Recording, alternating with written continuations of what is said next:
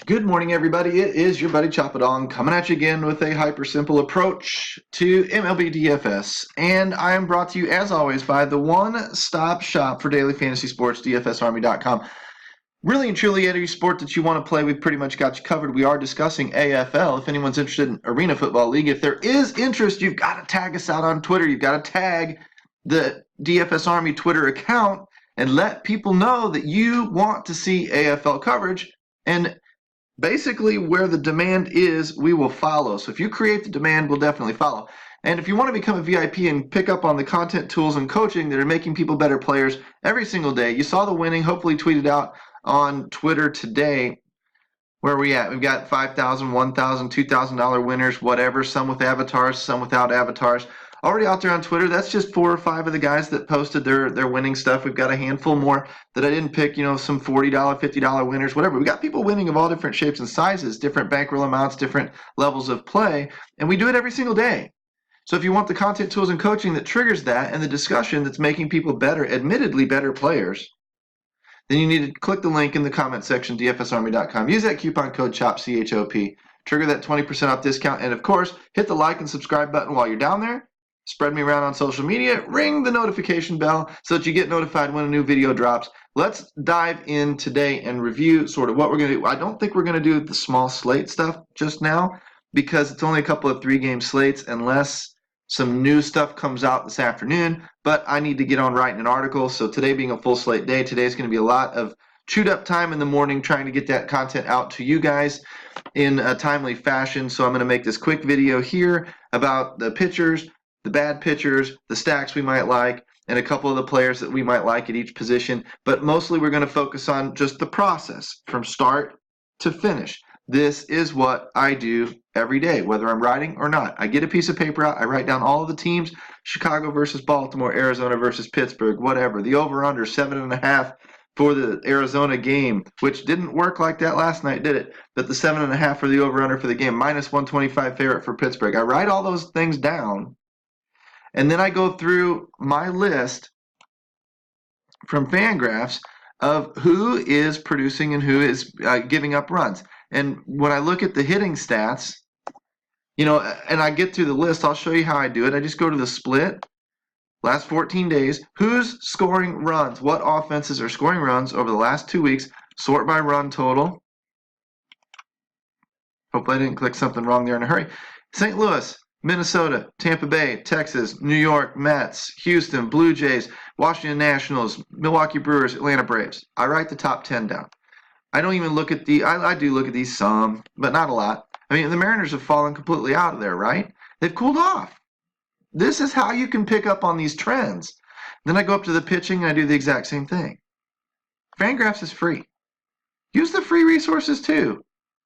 We've got a lot of really cool one-stop shopping resources that you can use, inside our VIP program at dfsarmy.com, but there's a lot of free stuff out there these days too. You go to the standard tab.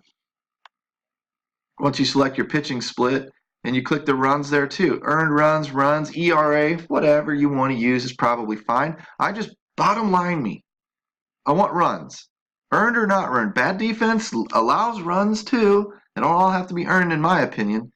Baltimore, New York Mets, LA Angels, Phillies, Brewers, Royals, Mariners, Marlins, Twins, Rangers, and then maybe some of these others as well. But I write them down side by side.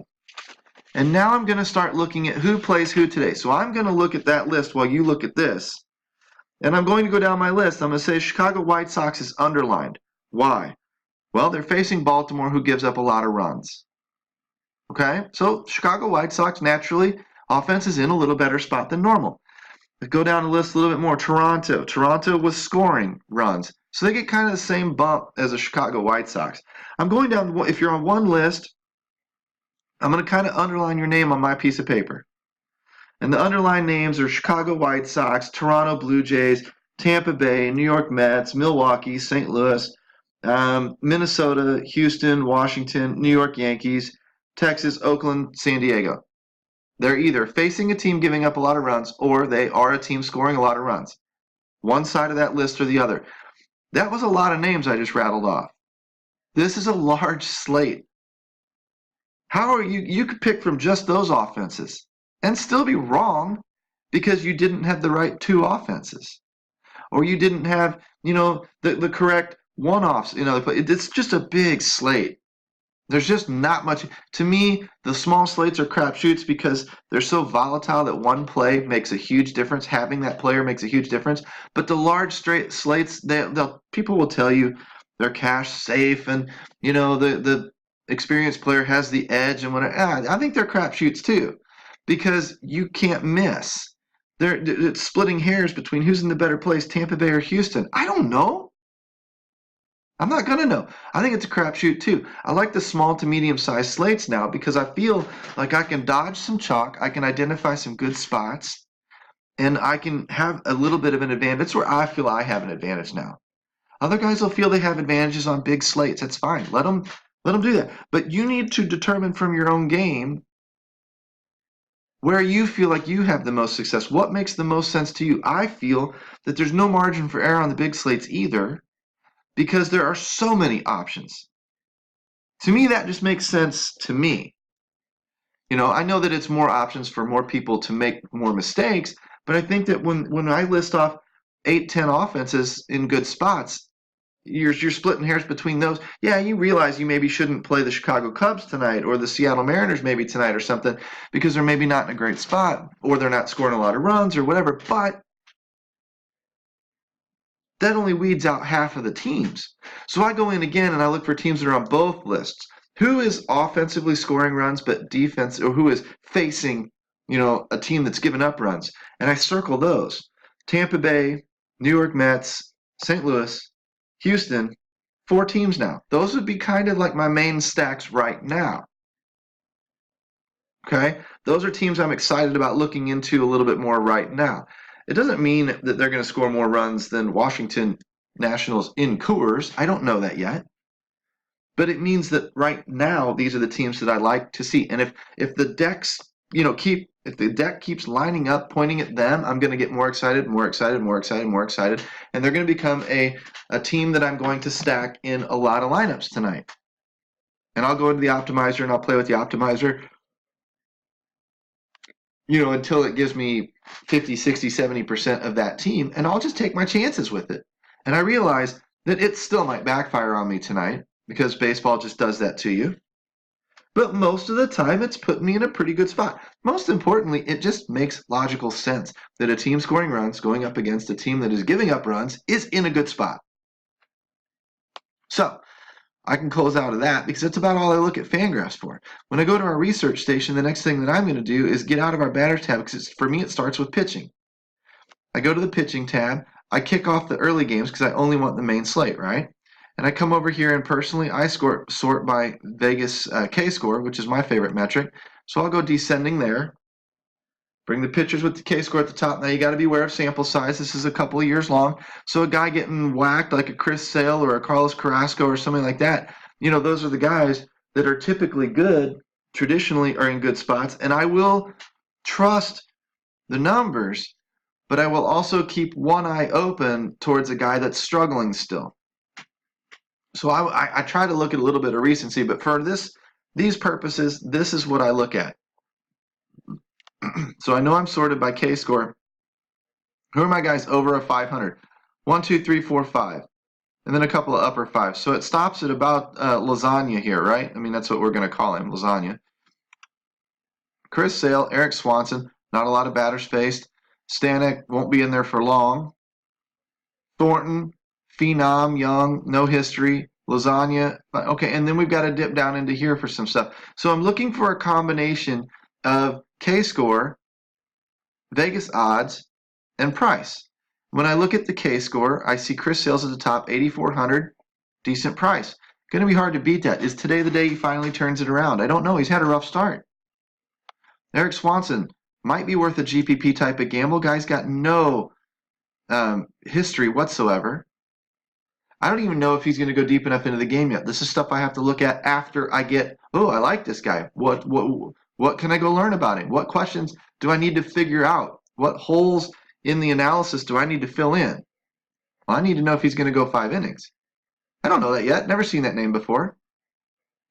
I look at things day to day to day to day to day. And sometimes I come off like I really know what I'm talking about because some of these guys I'll remember from history, but man, some other times, I swear to you, I'm going to come off like a grade A moron because I pay attention day to day. I'm not a season long guy anymore. I can't even talk with family members about season stuff because I'm so entrenched in the daily fantasy stuff that yesterday is dead to me and tomorrow ain't here yet. So I don't care. I only care about what's going on today. So I have to look this stuff up pretty much daily. I know that Stanek is, the 1 inning, 2 inning starter, and I know that somebody's going to come in and relieve him. And if I've got a good chance at guessing who that is, then maybe it's worth a shot. But it's quite the gamble on a big slate like this when honestly we should have better pitching options. Corbin might be okay. So what I have to do is I have to look at Chris Sale, Boston versus Detroit. Now I don't know if that should be the second game, hopefully. I guess Chris Sale is sort of in play. But if I look at Eric Swanson, I'll have to look him up. Stanek won't be in play. Trent Thornton going up against San Francisco, not a very intimidating offense. Toronto's a minus 120 favorite. I'd like to see more, and he's over a 500K score. That's okay. For the price of 6,700, it's a good price. Might like him better than an Eric Swanson. I mean, honestly, I probably like him better than a Chris Sale. Something's up with Lasagna at 5,900. Maybe another need to look at innings pitched per start or something here. Going up against LA, they've been scoring some runs lately. They're not that far out of the top 10. And if I look down this list a little bit further and look, where is New York? Oh, they're out in LA. That's why I had to look far enough down. Only a minus 120 favorite. So again, but there's not a lot on the slate of favorites. Minus 130s, minus 140s, a 145, a 150 for Oakland. I mean, so there's not a lot of dominant starters. So really and truly, the Vegas, I just maybe don't want an underdog. But then again, being that nobody's such a strong favorite, maybe I don't mind a slight underdog because after all, it's not like we have somebody who's really, really, really supposed to win tonight. So whatevs. I'd be looking. This is really not a great slate for pitching. Now we're under the K score threshold of 500. So I would want to see cheaper prices, not more expensive prices, because at least these guys have some upside. I would want to see bigger Vegas favorites, not smaller Vegas favorites. So what it's going to shake out, the more we dig into this, the more we look at this, it's going to shake out in whether you want to spend 8,400 or 6,800 or whatever, but they're all going to largely be the same. There's nothing too dominant today. Merjavicius, Samardzija, Quintana had a great start last time out. Maeda is usually pretty solid. Corbin, all of these types until you get way down here towards the bottom. So maybe we look at DFSA grade as a tiebreaker. If I go back to sorting that by Chris Sale is not a 100. That's where the large sample size is going to mislead you. You have to know when it makes sense and when it doesn't make sense. You can't come in here blindly trusting one singular number. I'm going to tell you to lean on one more than the others, but you've got to know when it's telling you baloney. When it's straight up shooting bullshit at you. You got to know that Chris Sale is not a 100 perfect graded pitcher right now. Now, Corbin might be way up there. Wheeler might be way up there. The Tampa Bay situation might be way up there. Maeda might be up there. These are all fine. These guys have some numbers backing them up. Homer Bailey seems a little high at 58. I would think we'd be stacking against him. Wow, that's a little bit of a surprise. I would think that Trent Thornton has more upside than a Homer Bailey tonight, unless you're really, really, really wanting to ride the risk. Luke Weaver's interesting up there. Lance Lynn up there is interesting. Some of these, so this is just, again, it's reaffirming it's a kind of a wide open pitching slate. If I come down here, I focus on these bottom teams to stack against. So down to about the 30, since it cuts us down to the 4 or 5 worst pitchers on the slate. So down to about Cashner, right? And then I'm going to look at the opponents from Cashner over. Washington. Did I circle them tonight? No, they're underlined though, so they might get another bump. Milwaukee. Don't know anything about Ponce de Leon. Ponce de Leon is honestly a wild card. I don't know what to do with him. I mean, he's a pretty good pitcher down there in AAA. He's coming up for a spot start. Milwaukee can absolutely rip the cover off the ball. He might be great. He might not. Jack Flaherty was great last night. It didn't look good there for a little bit, but he threw, 10 strikeouts? If Ponce de Leon can get 8 to 10 strikeouts, which I don't know if he can or not, then he's going to be in a great spot if he gives up a few runs. He can give up 3 or 4 runs. If he's in line to get the win, goes 5 innings, 6 innings, whatever, get lucky with a quality start on FanDuel. I guess you can't play him anyway. I guess you can over on DraftKings. But this is just one of those scenarios that is a wild card, a very, very GPP-oriented pick. He could be terrible. It wouldn't surprise me if Milwaukee tagged him for 8 runs. Wouldn't be surprised me if he only gave up 3 runs and struck out 6 or 8. I don't know. Stratton is another one, so I would look at New York, the Yankees. I would look at Minnesota. Minnesota's been scoring. Minnesota, are they circled on our little page? They're not, but they're underlined. The Yankees are underlined. So these are little bumps to teams that are already in fairly decent. They're either scoring or facing teams that are allowing runs. St. Louis, this is a circled team. But Zach Davies is their best pitcher. Interesting that Zach Davies is a low DFSA grade. But Zach Davies is their best pitcher right now. His ERA on the year is low. I think it's under a 2. I think he might be leading the NL. So again, this larger sample size tells us that Zach Davies might regress back towards normal. But what if we've got enough of a sample size that Zach Davies is a maturing pitcher that has figured it out? So again, still question marks. Even though it looks great, still question marks. Chicago White Sox, underlined. Seattle, not underlined either way, but maybe you will look at them a little bit tonight. Arizona, Dodgers. So there's just not much pointing at us in either. So again, it's wide open. Maybe it's a one-off slate. Sorry that I can't be more definitive for you tonight and be some prophetic genius. I'm telling you, tonight's wide open. You've got to realize when there are clear, obvious targets and when it's rather wide open. If I look at the Sierra here and target pitchers with bad Sierras, it's another thing I can do. I can come back over here. Trent Thornton, bad Sierra. Is that him? Or no, Homer Bailey, bad Sierra. That's a little bit more in line with what we're used to seeing out of Homer Bailey. So maybe Tampa Bay, circled tonight. Kansas City's given up a lot of runs. Tampa Bay's scoring a lot of runs. Bad Sierra and Homer Bailey. All of a sudden, I like Tampa Bay. They've been very consistent lately. As I make you dizzy, scrolling back and forth, look for another high Sierra. It's a 5.45 in Andrew Cashner. 4.87 in Chris Stratton. So let's target those 3, Cashner and Stratton. Let's go back and see who they were facing. Cashner, Chicago White Sox.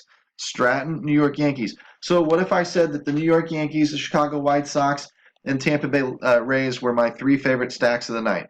I've got reasons to back it up. Now, what if Toronto scores more or St. Louis scores more? Well, okay. Your favorite 3 stacks might be St. Louis, Toronto, and Houston. Fine. Or Tampa Bay, St. Louis, and New York. Fine. But I would encourage you in tournaments like 3 max, 5 max, 20 max type tournaments to pick 3, 4, maybe 5 offenses as your primary stacks and largely operate 70, 80% of your lineups inside those. You'll spread out a little, but they're all in good spots. If a few of them come through, you can handle a dud. If you get lucky, a couple of them come through big time, and you've got the right players in those offenses, and you have a really, really good night in a little 20 max tournament that really pays the bills. And you've weeded out the process. You've cut the process down. So what we do to move on is we go to the Trends tab, which is also set up with those teams missing. We sort by L7 WOBA, which is my favorite metric of all. You'll see me use it all year. And if I come down here and let's just have fun. I'm going to lose some guys here, but I'm just really trying to shorten the list. Let's go greater than 19 plate appearances in the last 2 weeks. Let's really hone in on just the starters, the guys that we know are probably going to be in the lineup. And what were the offenses that I said I liked? Tampa Bay. My stack would revolve around Zunino, Choi, Diaz, maybe Pham Garcia Lowe would get in there a little bit, right? But this is mainly the guys I would bump in an optimizer. I bump them some points so that it pulls them to the front, and it may round out with some of these guys, which might be fine because the team's in a good spot. But I'm largely going to try and stay above the guys over 400, probably over 420, 425. So these top 4 guys would be definitely in play, making sure they make the lineup tonight so there's no random, he didn't make the start. I'm going to double check the lineups, but Zunino, Choi, Diaz, and Pham are going to be in most of my lineups with a little bit of Avisail, Garcia, and Brandon Lau. Okay? And if I went to, say, St. Louis, they're circled on my little chart, and the chart's wide open. It's not like I need to be picking on anybody. I'll do New York next. Dexter Fowler, hot as balls right now. Jose Martinez, if he gets to start with Harrison Bader sitting out, these are two guys I definitely build around 450 over Wobas. Paul Goldschmidt's heating back up a little bit. Paul DeYoung has been pretty consistent most of the year. Marcell Ozuna's awfully close to that 400 Woba, and he's got some power. Colton Wong's a little bit higher up there, so these guys are all in play. I don't care which ones of these guys are in my stacks. I'm not going to overthink it. I might bump a Dexter Fowler quite a bit in my optimizers because he's cheap and he's producing like a madman right now. I love that idea. That's the type of value I could handle in, say, 60-70% of my lineups, because at 2,700 on FanDuel, 3,600 on DraftKings, it doesn't necessarily kill me if he doesn't have a good game, and odds are he's going to have a good game if he just keeps doing what he's been doing for the past week or more. Will it continue like this all year? No, there's no reason to think he's a 500 WOBA guy. But while he's over 400, why not keep riding the train? It's cheap. New York Yankees. And this is what you do. You go through your favorite teams and just go through looking for the WOBA guys. Clint Frazier, Brett Gardner, of all people. Brett Gardner, Tauchman, which we already probably knew the name, right? Those would be the three keys in that stack. And if it throws in a Voit or a LeMahieu if he plays or whatever, okay. Let's do one more. Let's do the Chicago White Sox. They popped up a couple of times. You want the Chicago White Sox on a slate this big, you're going to have some lower ownership. Now, again, I'm going to remind you, big slates like this, the ownership really, really gets spread out. Please don't worry about fading the chalk. There's not going to be any chalk tonight. There'll be increased ownership out in Coors, but there'll be plenty of people fading the game too and whatever else. Don't overthink fading the chalk on huge slates, because you just don't get the leverage you do on small slates, because the options are out there to spread people out a little bit. On smaller slates where maybe only Boston is on that slate, everyone's going to flock to Boston. Therefore, you get tremendous leverage by fading Boston. Or if it was, some starter who's having a great, Blake Snell, let's say, I know he's hurt or whatever, but let's just say it's him. Last year, Cy Young just popped in my head, and he's won on a 4-game slate. Everyone's going to run to him as the safe pitcher, so you stack against him and hope he blows up. You get tremendous leverage when he does, and if it's San Francisco Giants, great, because nobody will do it, and you run a lineup or two like that out there, because when it does happen, you're sitting all alone heading up the leaderboards when everybody else had Blake Snell and couldn't use the Giants because that's who they're playing, in this hypothetical night I'm talking about. But what you end up doing on a bigger slate, you can't take a San Francisco because they're just not a strong enough team. You would be foregoing, the Tampa Bay Rays, the Mets, the Blue Jays, the Cardinals, the Milwaukee Brewers, the Houston Astros, the Yankees, the whatever, to get down to San Francisco. And the chances of all of those previous teams having a dud night and San Francisco having the great night are just a little bit too great, unless you're in some 90,000 person tournament where you still need that to be the winner. You get rewarded for that risk there. But in some smaller one, like I advocate, 300, 500,000, 2,000 people tournaments, you don't need that kind of risk. You don't need that bigger risk down there. You're going to win it just fine if you don't play the San Francisco Giants, because nobody else is playing them either. But again, on a big slate, ownership spreads out. On smaller slates, that's where you can really talk about leveraging and fading the chalk. So the San Francisco, or the Chicago White Sox, 464 out of Yolmer Sanchez, Wellington Castillo, James McCann, Yohan Moncada. Tim Anderson's fallen off a little bit.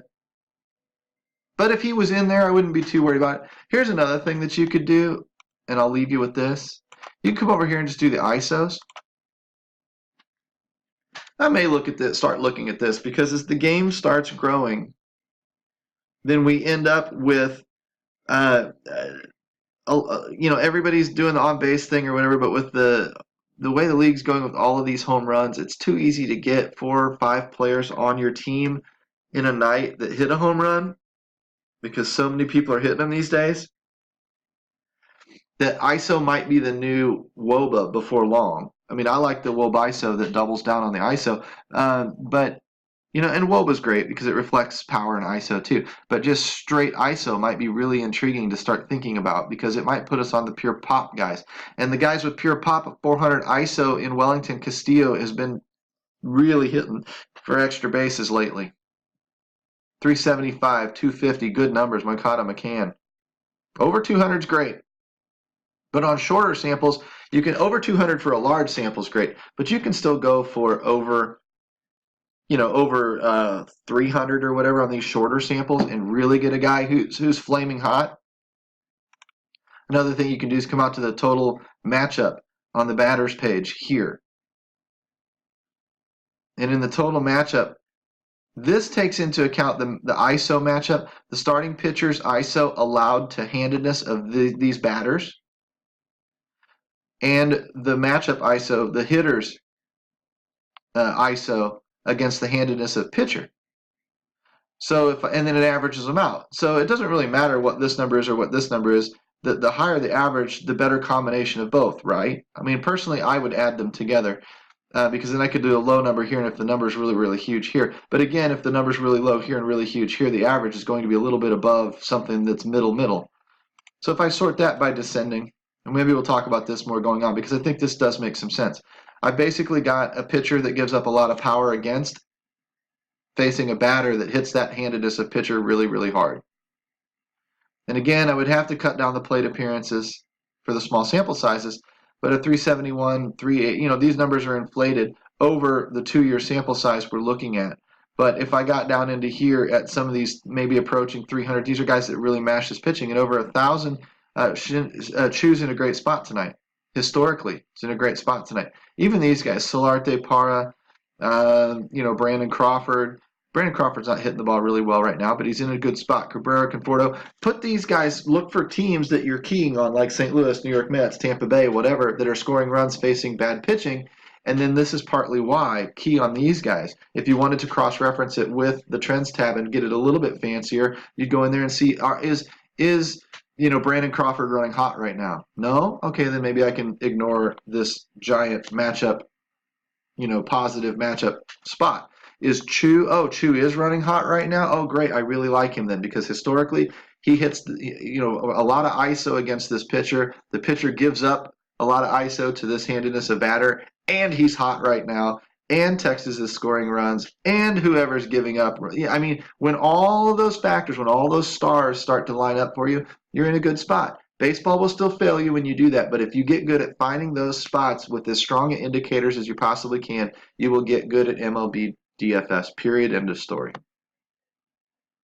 And this is a tool that we offer to our members, dfsarmy.com. It shows all of these neat little things. You want access to this if you want to get to be a better player. So you need to click the link, dfsarmy.com. You need to use the coupon code CHOP, save yourself a little scratch, 20%. Ring the notification bell so you get these videos as they drop. Today's a full slate day. It's going to be a long video. It's just the way it is. We'll get back to the shorter videos hopefully tomorrow. So tune in, subscribe to the channel so that you get that video when it does drop tomorrow. And hopefully I'll see you then. I'm going to head back in, write my article, do some coaching today. I'll be in there all day long. It doesn't take long, 30 minutes to an hour maybe, and you're probably in there talking with us in our coaching forums.